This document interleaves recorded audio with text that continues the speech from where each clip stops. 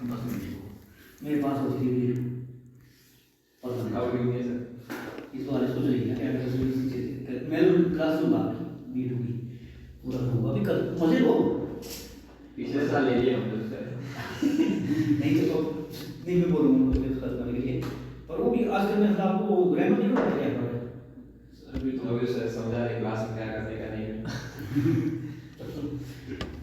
सीखो ना असल में और जैसे आप लोगों का परिवेश है इस परिवेश से आप निकल के आगे जाते तो आदमी आगे कोई डिलीवर करता है ये परिवेश कौन से परिवेश से आए ये आए हैं यूनिवर्सिटी पंजाब यूनिवर्सिटी चंडीगढ़ के बैकग्राउंड से वहाँ पढ़ा है तो वहाँ पर जो सिस्टम ऑफ क्लासरूम टीचिंग है ना वो इस तरीके का है चलो ज़्यादा पहले से माना जाता है वो आगे माना जाता है ABC है ना वो तो इसलिए बोल ही सकते तुम्हारे बच्चे हैंड राइटिंग रखो तो सिखाना पड़ना है सर मतलब हम कर सकते हैं हैंड राइटिंग चेंज अपनी बिल्कुल तो वही तो बताता आपको इसको ऐसे स्टूडेंट नहीं किया हैंड राइटिंग तो आपका भी चीज़ प्रैक्टिस मेक्स मैन परफेक्ट मेरे इसके साथ एक और बन जाएगा प्रैक्टिस ही नहीं प्रैक्टिस कब करते हैं persistent practice makes a person perfect ये है पोइट्री परसिस्टेंट लगातार कंटिन्यूस प्रैक्टिस अभ्यास मेक्स ए पर्सन एक इंडिविजुअल आदमी को इंसान को परफेक्ट बनाते हैं कंप्लीट बनाते हैं फुल तो इसमें पोइट्री क्या है persistent practice makes a person perfect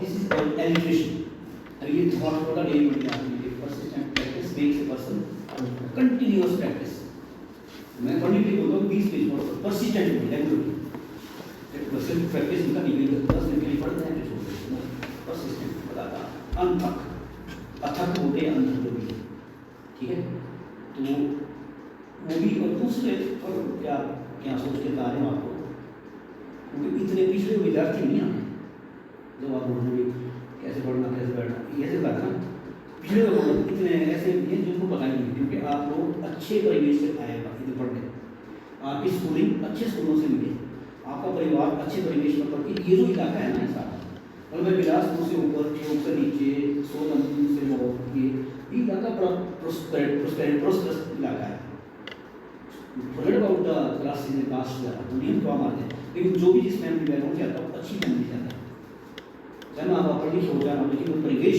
परिवेश क्या होता है एनवायरनमेंट सोशल एनवायरनमेंट परिवेश जिसमें आप रहते हैं वहाँ आदमी का एक्सपोजर उस एक्सपोजर से आप निकल के आए हैं तो कॉलेज में आके आपको पता है वो B second year level B second year level बहुत हाई लेवल होता है छोटा लेवल नहीं आता है हाई लेवल ऑफ एजुकेशन तो यहाँ पर आपको सोचना अपने साथ ये अकल आ जाती है यार मैं माँ बाप को नहीं देखना चाहता कुछ करना चाहिए I should go for some career advancement में कैरियर में क्या करना ताकि मैं अपने माँ बाप के अपने पाँव पे खड़ा हूँ इस स्टेज से आने लग जाती है अकल तो अकलदार किस बात इस वक्त आपको भी किसी अकलदार कभी अकलदार जानते हैं एक ऐसी दाढ़ है वो मुझे बुरी हाल कर देती है बुखार जुकाम सब ऐसा बुरे हाल से जब उनकी दर्द होती है मुँह में क्या है अकलदार पहले जन्म में किसको बचपन में बाद में उतनी पकड़ी का कोई वो अपनी नहीं आई आप 50 साल की उम्र में जाकर तब तक नहीं ठीक है चलो चलो वो मैंने सोचा कुछ पढ़ा रहे हैं बुक्स वहाँ पर आपका तो वहाँ नो पॉइंट नो ऐसे लिटरेचर बहुत पढ़ेगा अब आ जाओ अपने इसमें आपका कोर्स है टेक्निकल नहीं प्रिंसिपल्स की ट्रांसलेशन पढ़ी जाए प्रिंसिपल ऑफ ट्रांसलेशन ट्रांसलेशन से क्या मतलब है तात्पर्य अनुवाद आपको आपने वो वर्ड इमर्जेंट में मेरी सब कुछ पढ़ा है आपने पढ़ना सर ने बताया मुझे यूट्यूब में देखते हैं चलो तो आपको किताब भी है यूट्यूब से कल आपको किताब भी है अच्छा आपको तो मेरी ना किताब है गाइड उसमें टेक्स्ट का प्ले टेक्स्ट भी है प्ले का अमरीश से समझ लो तो छोटी कहानी है उसका 8 पेज को पढ़ के आपकी समझ होगी यूट्यूब में समझ उससे छोटी हुई और आप थोड़ा पढ़ो तो आपको छोटी समझ अपने माइंड में बढ़ जाती है मैं कहने का मतलब है कि जो आप जिस पीरियड का प्ले पढ़ रहे हैं पता है पॉसिबिलिटी है 16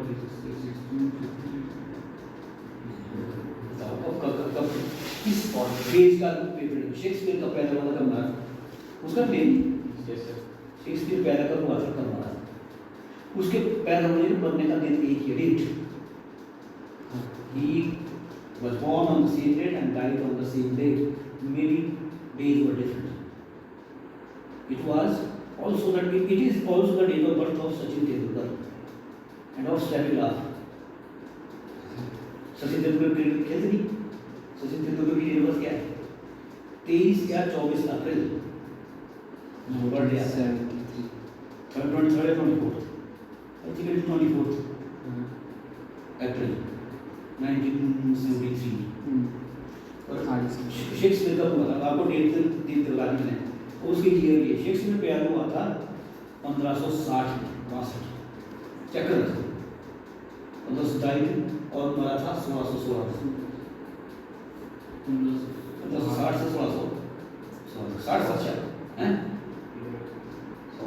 66 साल he died at the age of 66 नहीं 56 56 साल का मरा था ठीक है तो इतनी योगी तो इसमें शेक्सपियर का जो ये पीरियड है 1500 से 1600 आप 1550 से 1620 तक 25 तक ले लो इस पीरियड में रहा है तो क्या आपको उस वक्त की विशेषताएं पता है मैं उधर से आपको कोई बात पढ़ रहा ना मैं वहीं से अपने सब्जेक्ट पे जा रहा हूँ क्यों मैं आपको बात कर रहा हूँ ट्रांसलेशन होती है ट्रांसलेशन जब आपके वाणी से पहले पड़ेगी ना बात तो आप लिखवाऊंगा काफ़ी बात है मैंने जो आपके नोट्स बनते हैं और उनकी एक कॉपी अगर ना कर क्लियर कर देगा उसको आराम से बैठ के फ्री टाइम में बचेगा टाइम इस बार बड़ा लंबा टाइम है बार बार सिलेबस खत्म हो जाना तो बड़ा उसको रिवीजन करेंगे तो पता है आपको पीरियड क्या कहा जाता है मैंने बुलाएगा आपको सब कुछ और देख चला मैं इस टाइप का वहाँ पहुँचूंगा तो इतना आपको उस पीरियड को शेक्सपियर एज में ना शेक्सपियर के टाइम में उसको कहते हैं एलिजाबेथनीज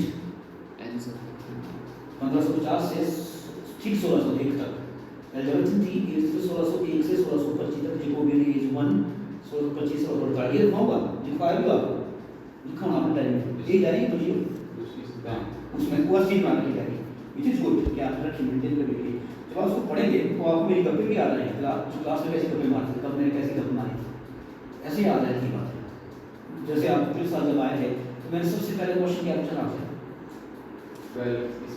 ये कौन सी क्लास करके आया तो आप आए थे 12वीं क्लास करके आए ना शांति आ रहा था प्रियांशु तो क्या 12th करके आए थे आप तो 12th की स्पेलिंग है आती है ना क्या है इनको आती दोनों को इनको को नहीं आती लिखो जरा लिखो 12th 12वीं 12th लिखो आपको स्पेलिंग करेक्ट हो गया आपको कभी नहीं भूलेगी क्यों 12th क्योंकि पकड़ेंगे बाकी करके आए अपने से बड़े शेर होने जैसा ये और सब की स्पेलिंग गलत जो यौन है वो कैसे बनाए वो क्या वैसे जी से यौन के ऊपर ये अभी एक क्वेश्चन होता है ये क्वेश्चन बड़ा क्वेश्चन पूछा जाता है ये अभी आपके सीनियर में पूछा नहीं चाहिए एग्जैक्ट उनको ग्रामर भी करवा सकते हैं फाइनली में ग्रामर है आप एक यूटी ग्रामर करके पूरा बढ़िया फाइनली उसके ऊपर जरूरी अच्छा नहीं है फाइनली में बहुत अच्छा सिलेबस है आपको technical academic soft skills business communication आपको लिटरेचर ही वहाँ आपको आपकी स्किल बढ़ाने में काम आता है आपको लिखने पड़ते हैं लिखने के लिए जाना था लिखिए क्या लिखिए TWELVEDS गलत है DS गलत है दिखा लिख TWELVEDS ये लिखिए बेटा इसको TWE क्या लिखिए तो FIBE है ना IU वैसे TWELVE है तो ये BE जो ना F हो जाता है जब 5 का 5th होता है ना 12 का 12th बोलते हैं 12th सीखो तो F ही होता है बहुत तो बढ़िया आती है आपको आती है भी को बताइए ऐसे तरीके से बताइए पहले दिन में ग्रामर की स्पेलिंग नहीं आती याद है बंदों को डेफिनेशन की स्पेलिंग नहीं आती इसका मतलब नहीं आता है कुछ नहीं लेकिन ध्यान नहीं दिया उसको फाइनली पता लेना आपको स्पेलिंग गलत कर नंबर करते हैं सेंटेंस कर लो तो आपका क्वेश्चन जनरली इसको जी या इको जनरली पढ़ते हैं ये हम क्यों पढ़ते हैं अभी एक लड़की कुछ आती एडजेक्ट विशेषण होता है ना, उसकी रेंज क्या थी? एडजेक्टिव हाँ, डी नहीं बोलते, इट इज एडजेक्टिव, साइलेंट होता है। एडजेक्टिव एडजेक्टिव हाँ, नॉलेज क्यों बोलते हैं? साइलेंट आपको मैंने पिछले साल भी बताया था, अभी भी बताया था मैंने, उस पर पहला चेक किया था, उसमें मैंने जब आपको स्पेलिंग बुक्स का कैरेक्टरिस्टिक्स पढ़ी ना, भाषा की 5 विशेषता 5 ही स्पेलिंग का ही वर्ड नहीं, स्पेलिंग में मैंने जरूर बोला होगा कि Hindi is a phonetic language, English is an archaic Orthodox language. Phonetic का मतलब क्या है? फोन जो साउंड निकलती है वो लिखते हैं, जो मुंह से बोलते हुए लिखते हैं, हिंदी वो है। English is an Orthodox language, archaic language, ये प्रथाओं और रीति रिवाजों को चलती है। अब जैसे ये कौन सी लहर है? ये ग्राउंड लेवल कौन सी लहर है? केमिस्ट्री, और इसको क्या बोलते हैं? चेयर। तो ये CHE को बन गया नीचे, यहाँ चेयर का चौक बन गया। कोई कहीं भी उन्होंने कहा रखा कि क्यों में तभी कहा जाता है इसको आर्किक मतलब ओल्ड फैशन, जो सेट नियम हो गया ना, जो रिवाज रीति बन गई उसके बाद कोई एक्सप्लेनेशन नहीं दी उन्होंने इसके बारे में, इसको यौन कैसे बोलेंगे, तो उन्होंने बोल दिया यौन अब मैं तो यौन बोलूँ ताकि आसानी से जे प्रोनाउंस इट एज जॉनर, ऐसे बोलते इसको, कौन से जॉनर पढ़ते हैं? जॉनर, मैं जॉनर बोलते यौन पढ़ा अपना समझ में आया क्या बोलते जी। अब फाइनली में पढ़ेंगे आप एक वर्ड लिखो, GENERIC, तो पेपर हो गया अगले साल आपको कंपल्सरी नहीं होगी कोई, अगले साल ये 2 पेपर हो जाएंगे। GENERIC, इसको प्रोनाउंस करते हैं जेनरिक, 99% बोलते हैं generic. If this word is pronounced as generic,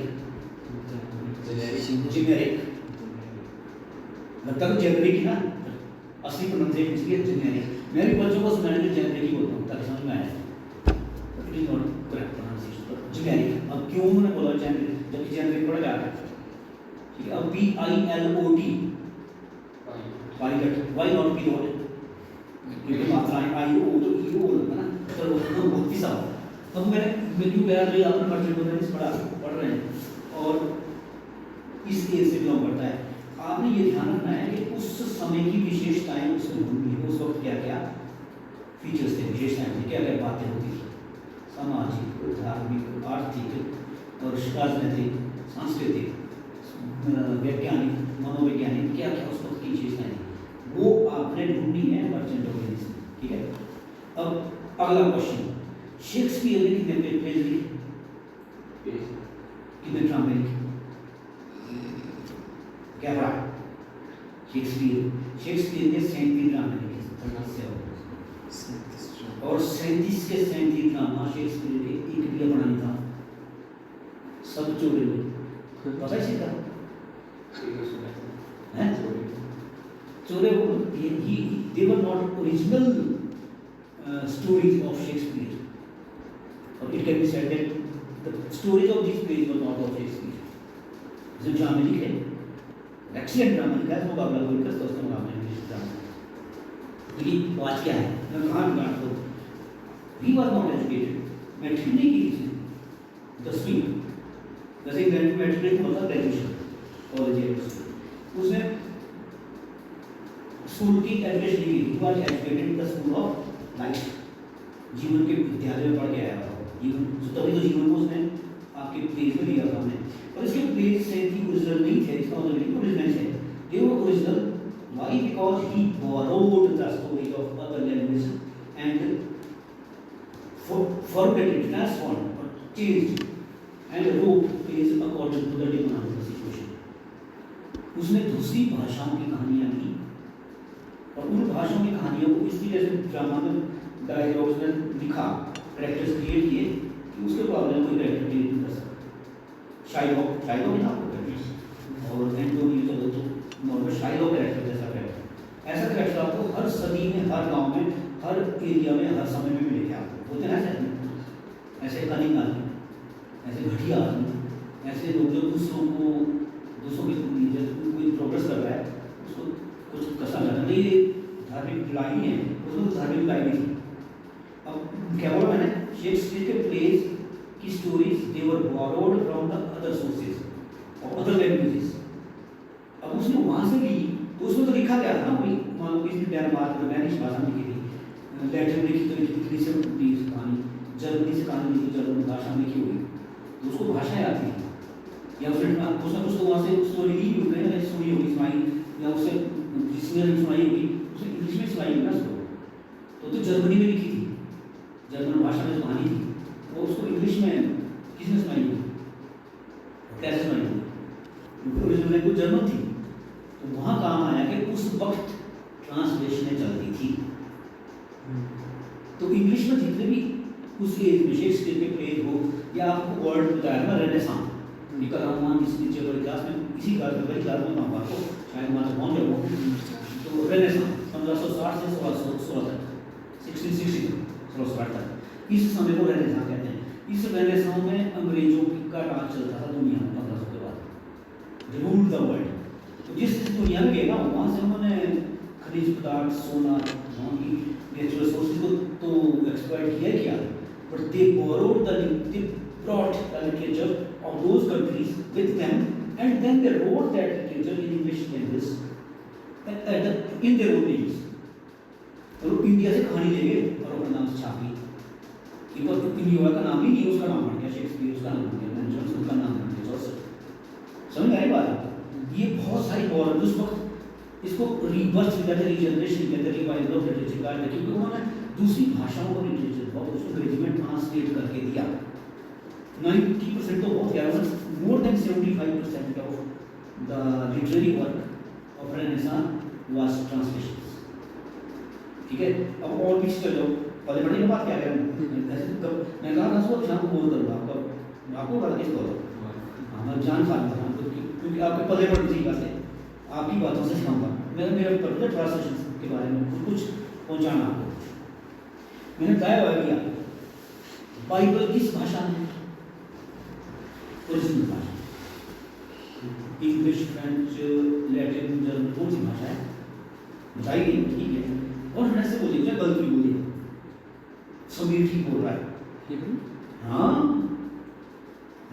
Hebrew, HEBREW, Hebrew भाषा में लिखी थी बाइबल, द बाइबल जो कोई भाई क्रिश्चियंस की बाइबल है, हिब्रू भाषा, वो हिब्रू भाषा ऐसी मान लो आप जैसे इंडिया में तमिल मलयालम, उस भाषा में लिखी गई थी, and then it was translated into many other languages including English language by translators. Bible असली हिब्रू में, तो इंग्लिश में भी आई, जर्मन भी भी आई, गाने में भी आई, सब है, सब में आई इंग्लिश लैंग्वेज। अब मैंने वो क्यों रखा, शायद आपको लिखा हुआ तो पहले नहीं पढ़ा, आप पढ़े पढ़ेगा इंग्लिश लैंग्वेज को, तो इंग्लिश भाषा में बाइबल है, उसको हिब्रू से किसने ट्रांसलेट किया था, कब किया था, और फिर जब इंग्लिश में बाइबल आई, कितने भाग थे उसके, अब उन कितने भागों में कितनी किताबें थी, समझ आ रहे? Hebrew Bible was written originally in Hebrew language and it was translated into English from Hebrew by whom and how many sections it has and how many books these sections have। समझ पड़ गया? अब आपको पता चल Bible original Hebrew में, जो अंग्रेजों को पता नहीं हिब्रू भाषा क्या है, लेकिन अब बाइबल इंग्लिश में भी है। अब हुआ क्या, होता क्या था, कब आया ना क्राइस्ट, कब हुआ क्रिश्चियनिटी कब हुई, तब शुरू हुआ। बाइबल को इंग्लिश में कई भाषाओं में कई लोगों ने लिखा, टिंडेल, बहुत सारे नाम बताऊंगे, बहुत पॉपुलर नाम है, सभी ने किया इसे, पर उन्होंने हिब्रू से नहीं किया, किसी ने लैटिन से किया, किसी ने फ्रेंच से किया, किसी ने जर्मन से किया, किसी ने इटालियन भाषा से किया, उस भाषा से बाइबल को इंग्लिश में ट्रांसलेट किया। अब देखो शेक्सपियर के टाइम में आ गया, उसी टाइम में हुआ था 1604 में, 1604 शेक्सपियर था उस वक्त था, उस प्ले लिखा था बहुत तेज। 1604 में इंग्लैंड का राजा था, एलिजाबेथ के बाद एक दूसरा के बाद जो था उसका नाम था जेम्स वन, चार्ल्स वन, और जेम्स या जेकब वन, तीन नाम हो जाना था, जेम्स या चार्ल्स वन। 1604 में इन 1604 एक नई लिखी गई, he called a meeting of the top popes and priests of England। they were around 60. So 55 committee members were sworn. उनकी कमेटी मीटिंग हुई, and in that meeting he asked these popes पादरी पुजारी to translate the Bible into English from original Hebrew language.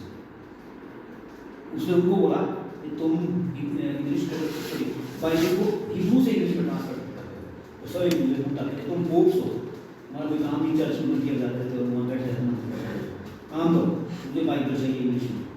और ये नहीं कि तुम Germany से करो, फ्रेंच से करो, इटालियन से करो, इटालियन से no, I want the translation of Bible into English from its original language that is Hebrew. In this context, the committee was framed of 55 members. Out of them, John Paul, the Pope John was the chairman of that committee. He was the chairman, he was the convener, he was the coordinator of that committee. 55 से 54 थे और 55 number था। तो then they began the translation of the Bible from Hebrew to English, 1604 में, and it took them how many years to translate the Bible into English? तो आया बात बोलते लास्ट। अब आप सब पढ़े ये बात क्योंकि पेपर आता है ट्रांसलेशन का, और याद रहे क्या कहानी बाइबल की ट्रांसलेशन हिंदू से की 55 लोगों को पादरी ने और पोप जॉन का लीडर था।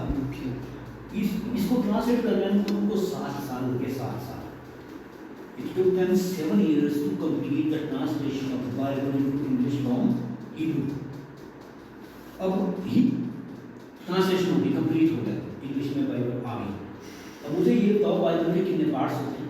इसका अंत हो गया हैं? Right, there are 2 parts of Bible.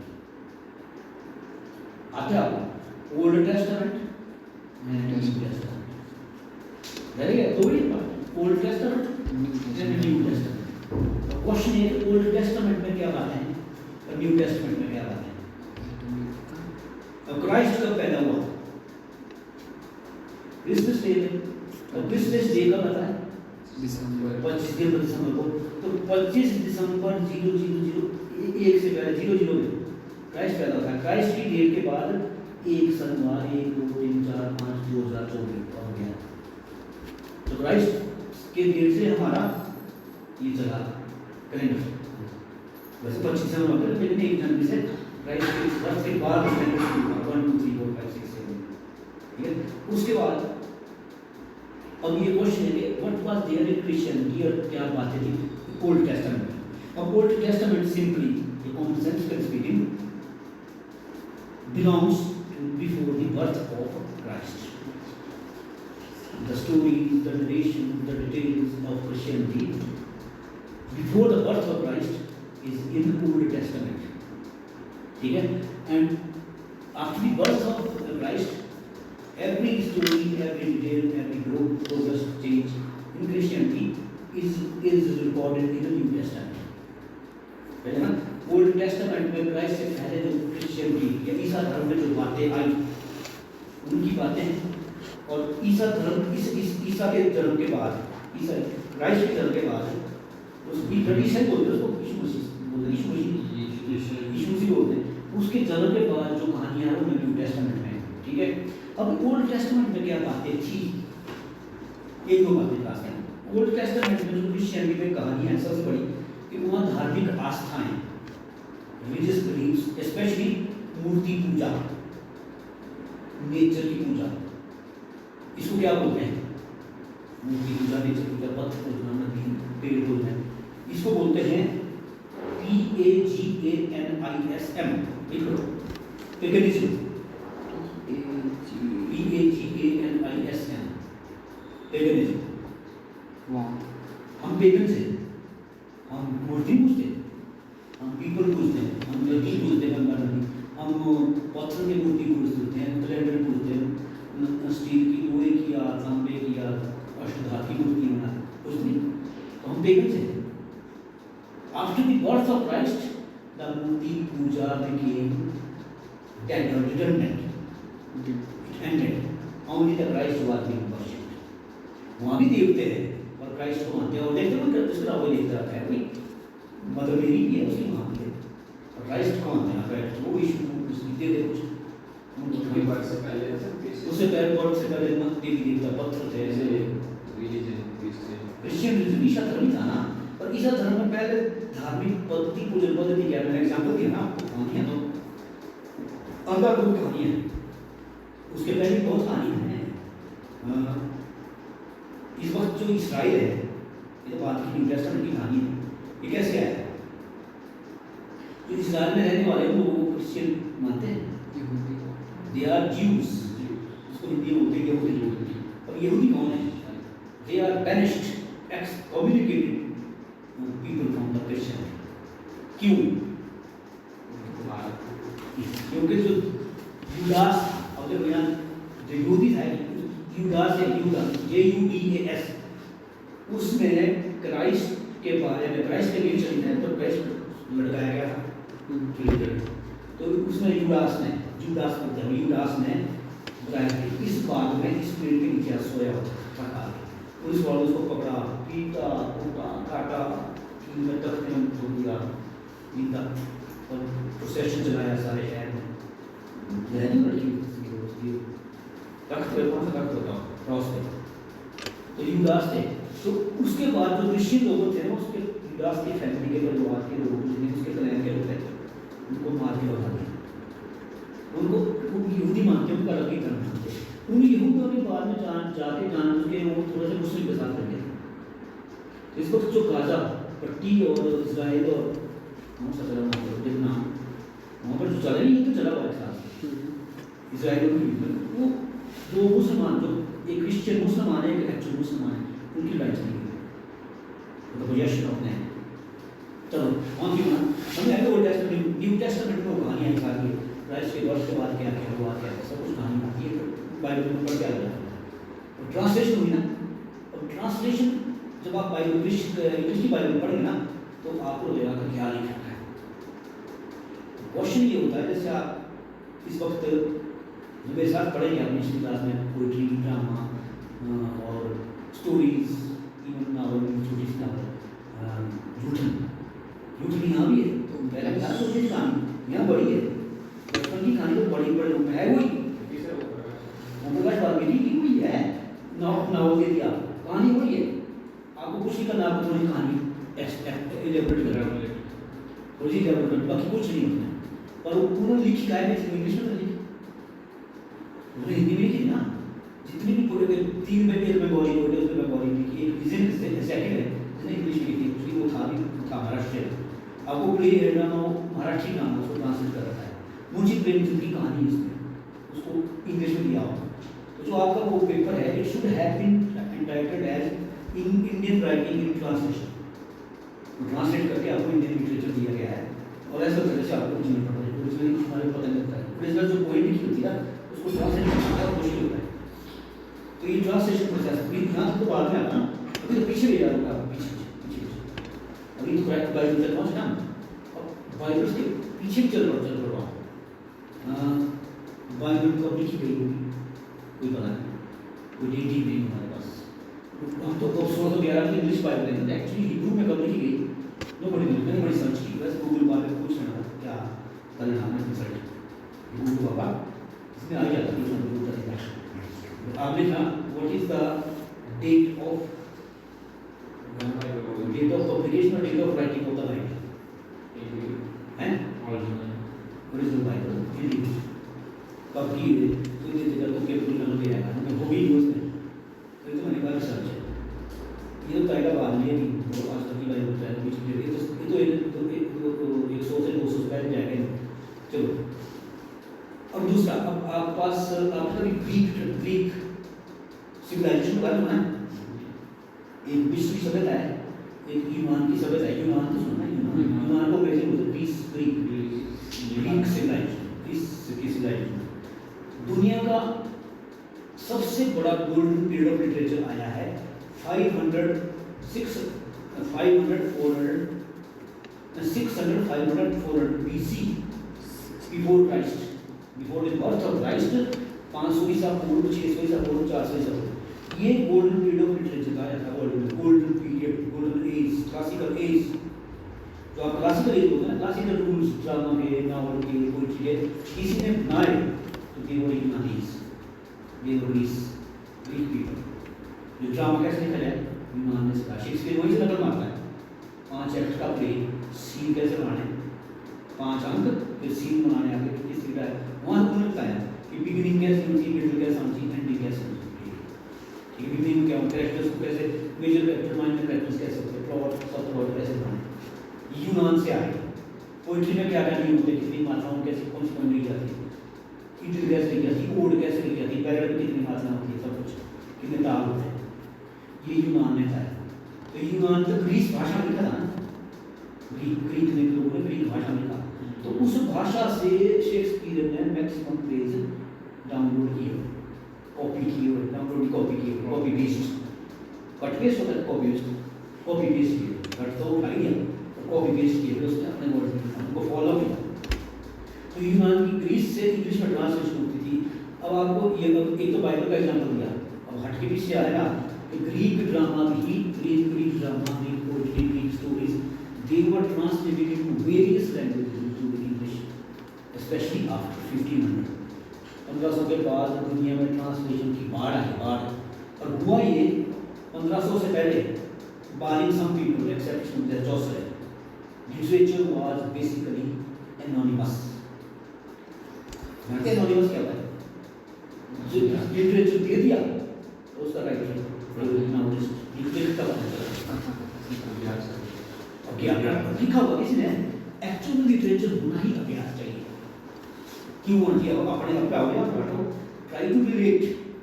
हमारे इस परिवेश में जहाँ हम आप लोग रहते हैं, हमारे लोग ही है ना, किसने लिखे? हमारे रूम है ना, रूम है जिन पे किसने लिखी? नाटियाँ गाएंगे किसने बनाई? हमारे देव देवता के कहानियाँ किसने लिखी? संकलन तो कोई कर लेगा ना, कलेक्शन एडिटिंग भी कर लेगा, बट ओरिजिनल राइटर कौन था? Nobody can tell. हाँ सर, ये तो पूर्वजों से चलती आ रही है। ये तो आपके आगे जनरेशन जनरेट कर रहे हैं, खुद की कहानी, बदलाव, देवताओं की कहानी, कोई भी कहानी लेगा आपको राइट करना ही होगा। Similar was the case during the countries all over the world, but the Britishers polluted literature by giving their names with the words, with the title words। अच्छा, पोल्यूट किया उन्होंने। अब आजकल को जगह ने तो पोएम लिखी है, तेने पोएम लिखी है, तेरे क्या बनेगा? मतलब तो आएगा तो तुझसे पढ़ेंगे, पढ़ने वाले एंजॉय करेंगे, तो मर गया। Poet writer is death. When you write a story or a poem or an essay or drama, and when it comes to the market, the author is dead। Theory है ये, author is dead, ये theory, author is dead। मतलब मैं कोई story लिखता हूँ, आपको बोल दिया तो पढ़ो, तो मैं मर गया, वो तो आपकी बढ़ गई ना, आपने उस तरह से रेट करना, मैं काम उसमें। जब आप पढ़ते हैं कोई चीज़, ये मेरे को हाँ टच करती है। You find yourself in that psychological speaking. आप देखना कभी जब भी आप कोई स्टोरी, कोई नावल पढ़ते हैं, तो आप अपने आप को डेट करते हैं, हाँ जब आप तो लोग ना यहाँ एक गायिका था, माड़ा में गायिका को पूछते हैं, माड़ी पुण्य आती है जन्माष्टमी में कुपिया वाले घूमते हैं, और कई घूमते कई है, गवैये घूमते हैं चैत्र शाम के लिए में, कौन बोलता हूँ गवैयों के गीत के आगे दैट शादी नहीं गाती गई उनके ऑथर कौन?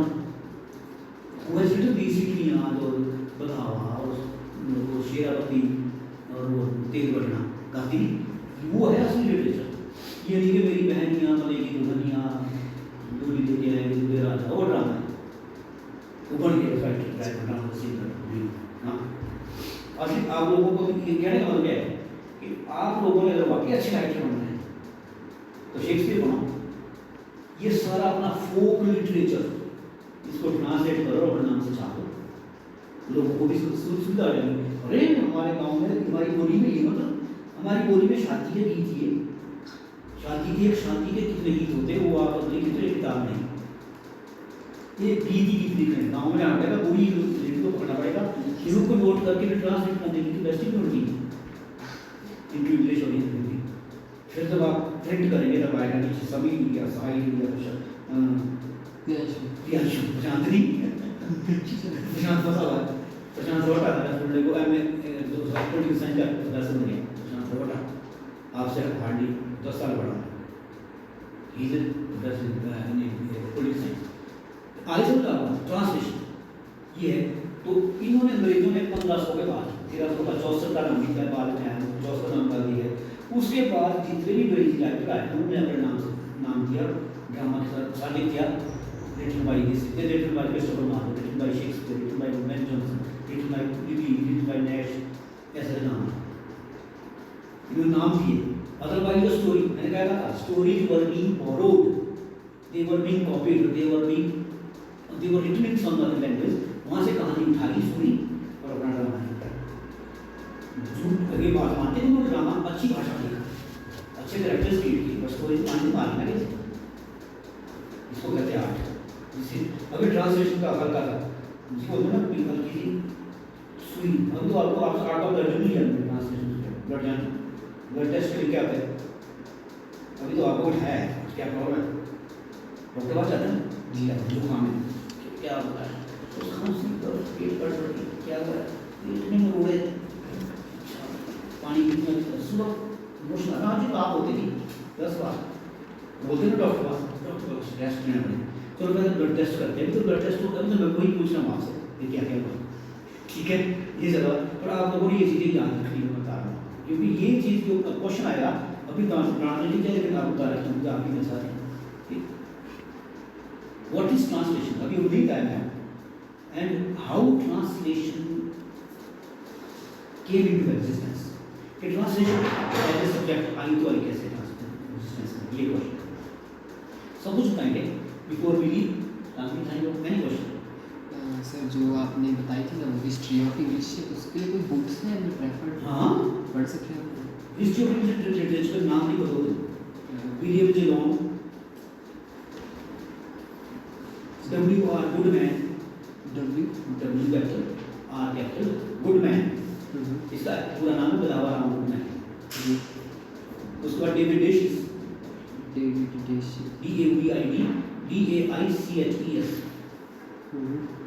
लिगुई and Cazamian LIGUIS and Cazamian CAZAMIAN। इनकी कोई भी किताब मिल जाए आपको, नहीं भी मिले तो आई इंडियन राइटर आप बस जाके देखना है हिस्ट्री ऑफ इंग्लिश लिटरेचर, पहले इंडियन ब्रिटिश फिर आता है history of Indian English literature, उसमें आपने KSIM की किताब पढ़ना सर खाली हो गए। चलो ठीक कर